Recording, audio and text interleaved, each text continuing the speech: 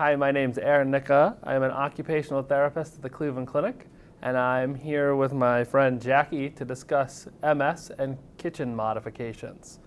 Good afternoon, Jackie. How are you? I'm very well today. So with your multiple sclerosis, what types of issues do you have in the kitchen with meal prep? With meal preparation, I have cutting issues and stirring issues and handling the pots with the heat. How about with the heat? Do you have any fatigue problems too? And just the fact that I don't want to do it.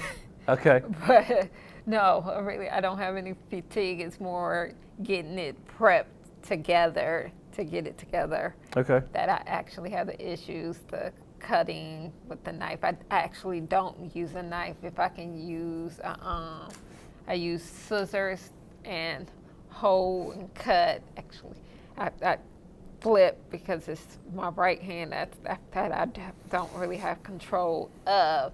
So I tend to use it with the left.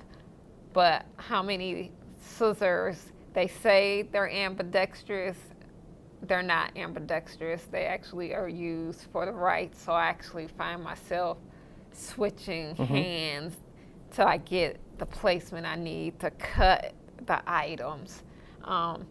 One of my favorite modifications for that is to utilize a cutting board with 2 stainless steel nails through it. It holds your onion still while you can chop it with the other hand. Okay, yeah, and I have, I don't know what it's called. It's like it's not a guillotine. It's the slicer. Yeah, a mandolin. A mandolin. That's, I actually, if I need stuff to be sliced, I have one of those and I put it on the anchor and I slide across, but you got to be careful because it's very, very sharp because I actually caught my hand a couple of times. Do you have a Kevlar glove?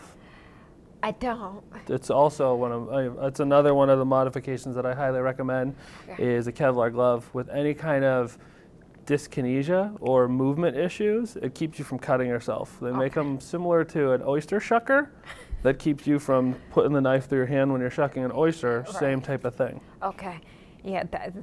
I don't cut meats because I don't have the dexterity for it. So I usually have my daughter or my mom or whoever is in the house with me at the time to cut that thing, all that stuff for me. Also, if I'm doing vegetables, I have a chopper, a handheld chopper. So I can slice it into 4s and then I put it in the chopper and push down and it chops it up so I can make like tuna fish, tuna salad, and other things that you blend together. I have like a handheld blender. I'm trying to think of all the modifications that I've done. Do you utilize anything to simplify the sit to stand you have to do? So a mirror behind your stove to make it so you can see on your pot when you're sitting down to check if it's boiling, anything like that? No, because I'm actually standing.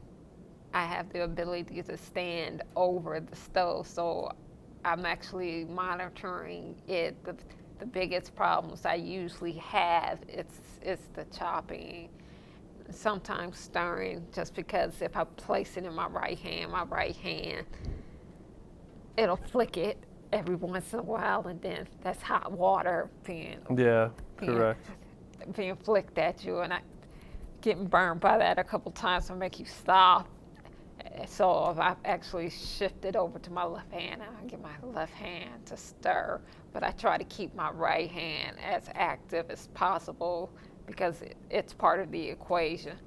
So I don't want it to forget that it's useful.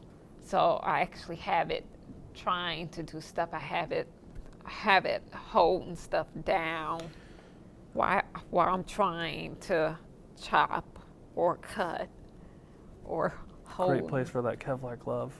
Yeah, because you saw me chop. Yeah.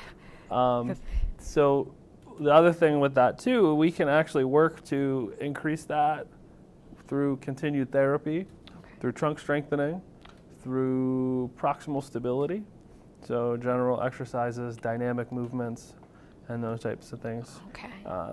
Depending upon each and individual patient, there are varied needs, which is a phenomenal role for an individual consultation.